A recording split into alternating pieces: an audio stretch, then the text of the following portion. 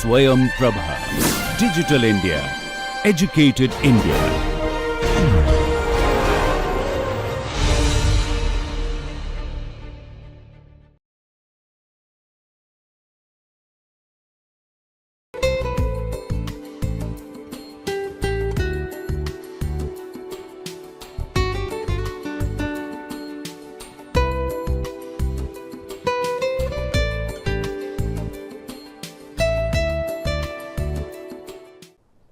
Welcome back to the ongoing exercise on EQ mapping. We just now finished the first section of EQ mapping, that is what you call the current environment. But the second section we can leave it as we have already discussed in our previous class, that is about emotional literacy. This emotional literacy covers emotional self-awareness, emotional expression and emotional awareness of others.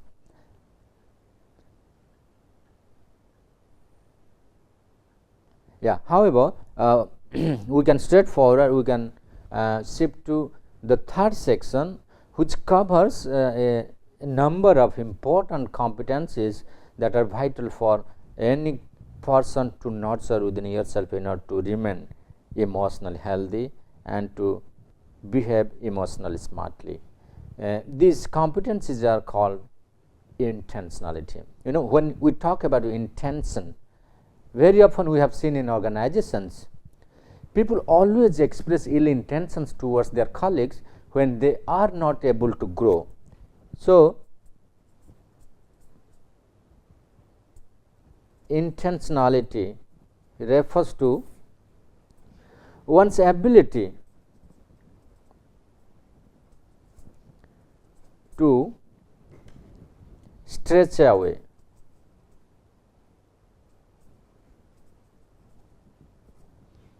their intention, one's ability to stretch away his or her intention for positive actions.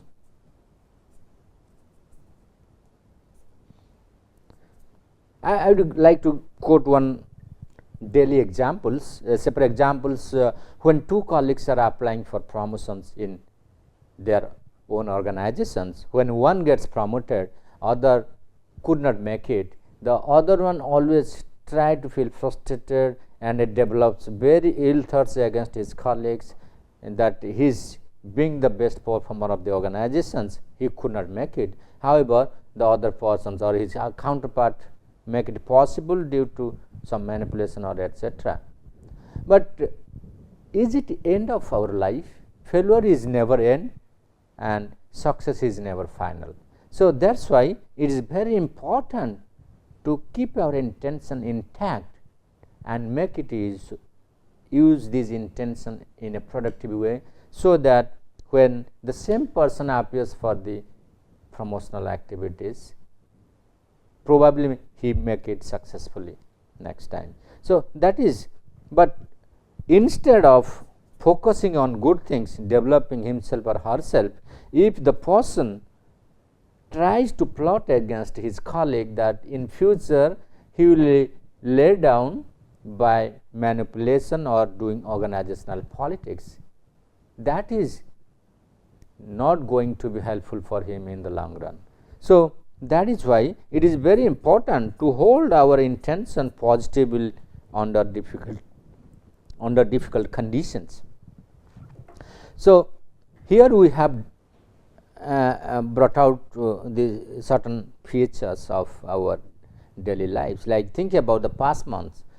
For each item listed below, please indicate how well the statement describes your behavior or intention. I can easily sort out a distraction when I need to concentrate. Are you able to concentrate or focus when there is too much distraction around you? I finish most things that I start. How much you agree on this? Very well, moderately, a little, or not at all? Please indicate your score honestly without discussing or deliberating within yourself. I know how to say no when I have to? Are you a person who is confident, expressive, and truthful, and taking a stand on authentic issues? Or you just say yes when your boss or senior says something? I know how to reward myself after accomplishing a goal. I know how to reward myself after accomplishing a goal. When you achieve a goal, do you really enjoy that? Do you really think that you have cherished something in your life? I can put aside short-term rewards for long-term goals. Usually as human beings, we often always focus on achievement of short-term goals without imagining what will happen in our future. So it is always ideal that a person who is having good intention, he always focus on achievement of broad goals in future than keeping eye on achievement of short-term goals. I can completely focus myself on a task when I need to. Are you able to focus on with full commitment, with the full concentration and attention to carry out your task? That is very important. That decide what your intention. I do things I later regret. This is also in fact happens to every one of us, that in a hurry we want to achieve many milestones in short span of your life. In the process we commit errors. So that's why many times people do certain things that they later regret in later life. So this is a side effects of good intention. So that's why if you are scoring high on it, that means your intentionality goes down. I accept responsibility for managing my emotions. That's very nice. I accept responsibility for managing my emotions.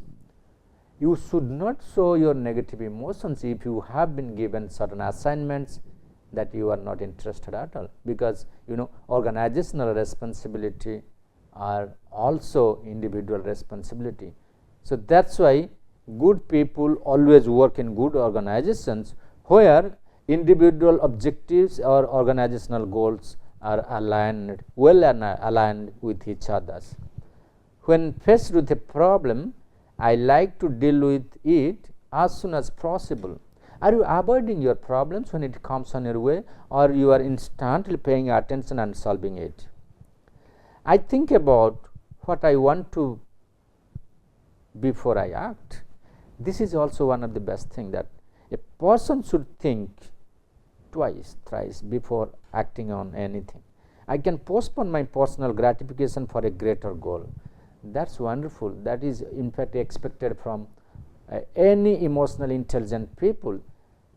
Sometimes personal satisfaction, sometimes personal sacrifice is more important than others' benefits. That is how emotionally intelligent people always look for, and that is one of the best quality reflected in empathic concern that brings welfare and upliftment in the life of others. And that's also I like to always say in my class that this is one of the best qualities of an effective leader. I can postpone my personal gratification for a greater goal. When I am in a bad mood, I can talk myself out of it. Never isolate yourself when you are not in a good mood. I get angry when I am criticized. Is it? If it is so, then you are in a position that you are not able to think properly or positively.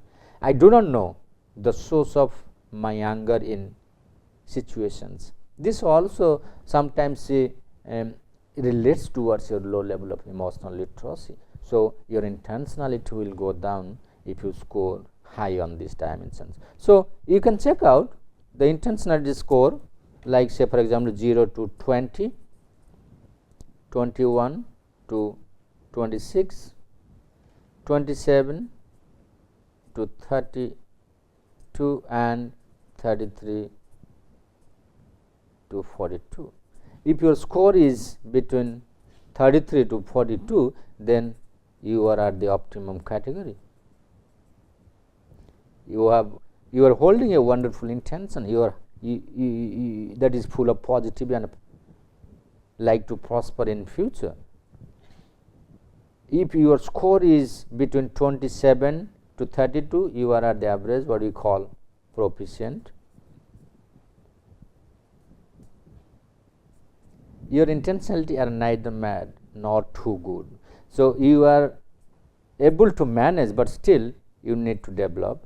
If you fall between 21 to 26, then you are vulnerable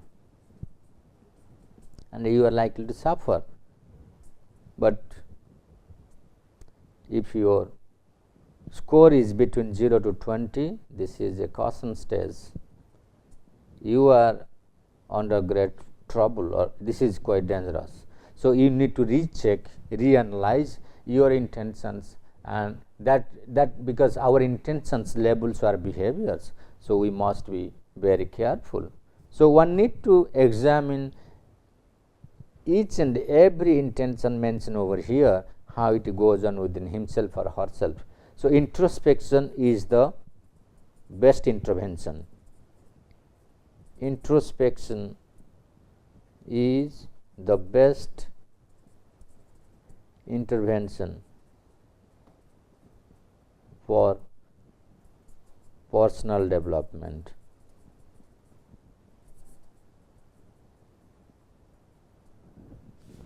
Now, going further, the scale 8 that focuses on creativity. Creativity happens to be also one important EQ competencies, as we have already discussed earlier, that there is a direct link between emotional intelligence, creativity, and wisdom. So anything that creativity means ability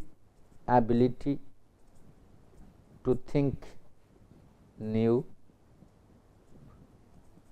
something new that never existed before, or some people say it is simply novelty. Any kind of novel behavior is known as creative behaviors. So let's have a look at your creative potentialities. Where do you stand exactly? Think about the past month for each item listed below. Please indicate how well the statements describes your behavior or intention. Say for examples, I have suggested innovative projects for my company. Are you? If yes, how far? How well? If it is very well, then give 3, moderately 2, little 1, not at all 0. I participate in the sharing of information and ideas. Do you really participate and exchange information among your group team members? I fantasize about the future to help me figure out where I am going. Are you really keeping track of yourself, about your personal growth, where exactly you are marching towards? My best ideas happen when I am not really thinking about them. Has it happened? I have had brilliant ideas that came to me in a flash and were fully formed. Yes, most of the creative ideas, they comes in just like a flash, just like a lightning in the sky. So if you are able to catch them, that idea will sell in millions of dollars. I have a good sense of when new ideas will succeed or fail. So this is also another indication that you are creative in your approach, in your intention, in your behavior, that you are able to judge or identify creative potentiality or creative intentions within yourself as well as others. I have implemented innovative projects at my company. Another way of measuring somebody's creativity is looking at how many projects he has done very creatively that none of the members of the organization has done during the last few months. I get excited by new ideas or solutions. When somebody introduces some new ideas, are you fascinated? Are you excited? Do you really appreciate or encourage new ideas? That is also another sign of one's creativity. I am good at brainstorming on a problem to generate options. Very often we have seen that workshop, seminar, conference discussions, team discussions, brainstorming stations. These are certain events that bring out creative ideas among members, among leaders. So, are you really feel comfortable when brainstorming session takes place on a problems to generate options? If yes, that's a sign of your creative potentials. So, after giving score to each and every statements, you will find 4 kinds of scores on this dimension, what you call creativity, 0 to 13. If your score falls between, that means your creativity is very low. You are completely suffering from creative behavior.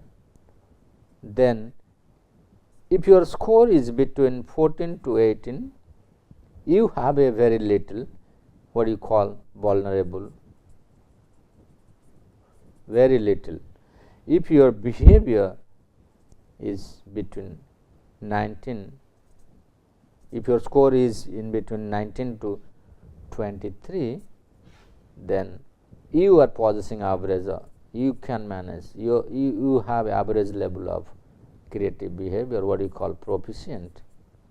You can appreciate creativity within yourself as well as in others. If you have score, you have a score between 24 to 30, you stands as very optimum level, and this is what require optimum level.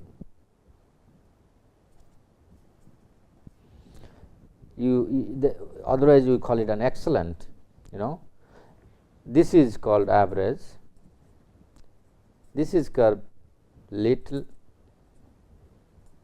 and this is very little.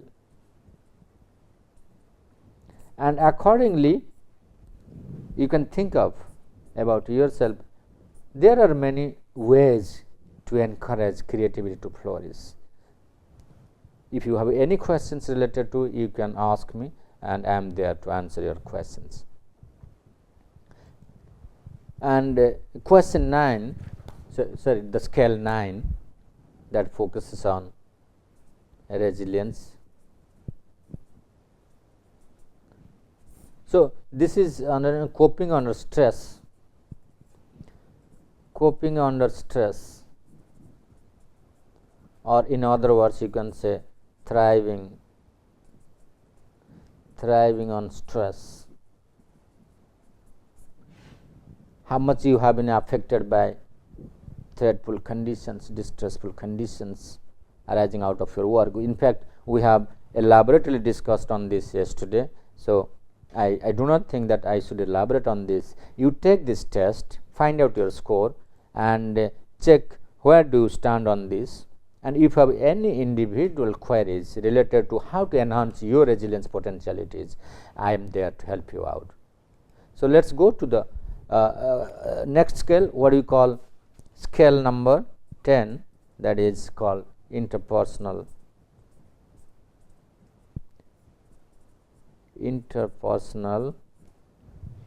communication.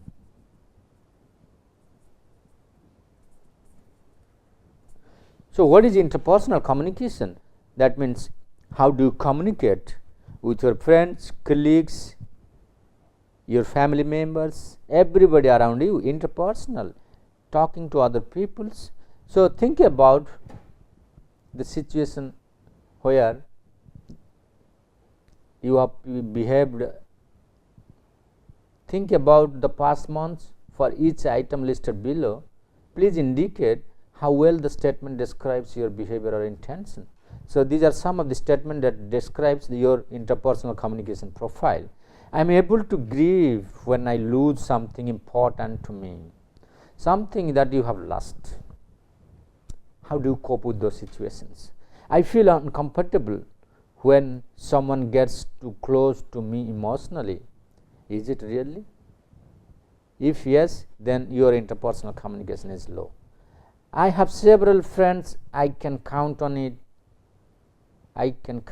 in times of troubles. That is where we derive our whole range of social support in our life. If you have a good number of people around you during the time of your stress, then you are very fortunate. You derive a lot of social support. Your interpersonal communication is very high. When I have a problem, I know who to go to or what to do to help solve it. This is also an item measuring in high level of emotional intelligence if you score a high on it. My beliefs and values guide my daily actions. My family is always there for me when I need them. This is also because we all know that family is one of the important source for getting our social support. So if your interpersonal communication is good and healthy enough, you are likely to have them all around you. I have difficult time making friends. Are you a person who always feels it is very difficult to make friends? So that is a sign of your low level of EQ, or particularly on a low level of interpersonal communication. I hardly cry. It's not that people, those who are good in their emotional intelligence, do not cry in their life. No, that is also another weakness of emotional intelligence. People, those who can understand others, who care for others, who display concern for others, are likely to cry 100 times more than their counterparts who are low in their emotional intelligence or low level of interpersonal communications.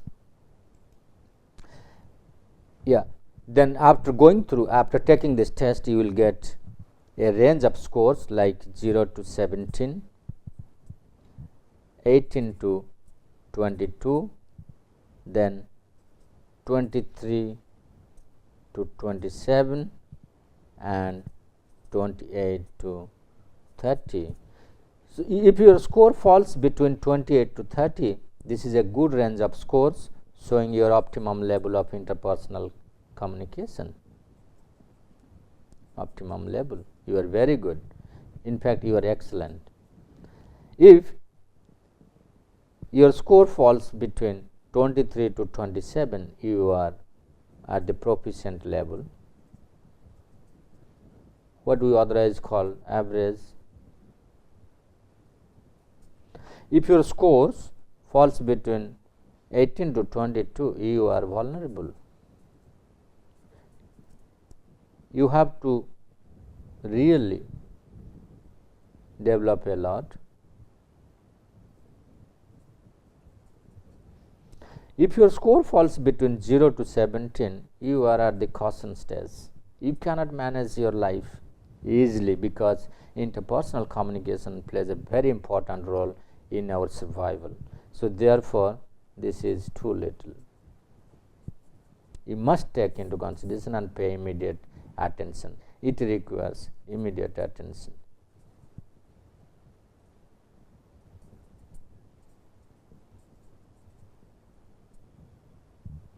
This is how the interpretations of interpersonal communications. And number 11 shows that it's a very important domain of EQ competence is what we call the constructive discontent. Constructive discontent, how quickly you turn your negativity to positive one. Ability to turn your negative opinion, thoughts, or ideas to constructive or positive one. As human beings, this is very difficult for us to practice it, but people, those who practice, they are highly successful in their life because they are resilient, they have patience, and they change themselves very quickly. So although it is very painful to change from a negative situation to a positive one, but once you do it, the benefit is endless. So, let us have a look at this scale. What do you think about the past month? For each item listed below, please indicate how well the statement describes your behavior or intention. I can disagree effectively to bring out change. Very nice. That is very wonderful. In fact, this is a sign of your constructive discontent, constructive approach. I would not express my feelings if I believed they would cause a disagreement. So, if you are scoring high on this, that indicates the low level of your constructive discontent, because you are protecting your negative domain. When it comes right down to it, I can only trust myself to get things done. I remain calm even in situations when others get angry. It is better not to stir up problems if you can avoid doing so. I have a hard time getting consensus from my work team. I solicit feedback from my peers on my performance. I am good at organizing and motivating groups of peoples. Many times what happens, we feel frustrated when somebody comment on our work, because that creates trouble on the path of our progress. But that is where taking negative comments of people around you and putting them into a constructive framework is the sign of high level of constructive discontent. I am good at organizing and motivating people. Are you able to really persuade people for achievement of group goals? I enjoy challenge, facing and solving problems at work. Yes, when you are doing good work at work, there will be many hurdles, many troubles on your way. How you are managing them? If you are able to do that successfully, that is a sign of your high level of constructive discontent. In addition to that, there are few more here. I listen to criticism with an open mind and accept it when it is justified. This is exactly what I was trying to. How quickly you are accepting other criticism and making use of your own growth as well as the growth of the organizations. So, this is a sign of good constructive discontent. I let things build up to a crisis point before talking about it. This is dangerous. One should not do. But there are ideally people, those who are low in their constructive discontent, they are likely to practice this kind of behavior, which is never advised. When I make a critical comment, I focus on the behavior and not the person. Exactly, one should actually look into and analyze into the behavior of a person, what he has produced. Is he helpful for the organizations? Is his behavior is conducive for bringing good performance? That should be noticed, not the person's physical abilities, his personal deficiencies. Because the moment you highlight a particular deficiency of a person and flash it on the face of others, then you are reducing the self-image of a person by doing that. That should not be one's approach. I avoid confrontation. This is also one of the weakness of persons who stay away, who shy away from the confrontation in a group, in a team, while working in organizations. Because if you are not able to convince what is the strength and the weakness of your behavior or the kind of work you are doing, you are in a state of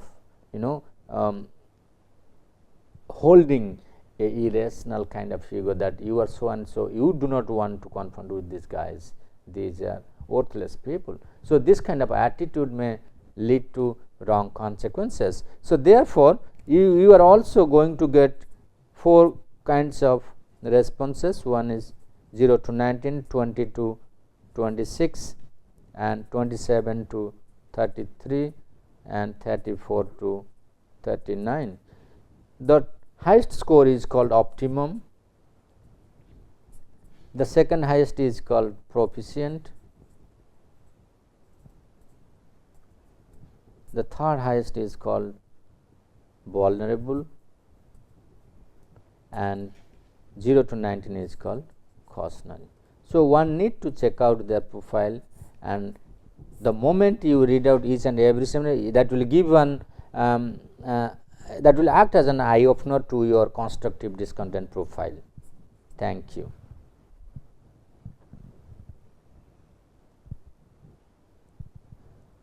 So, we will come back.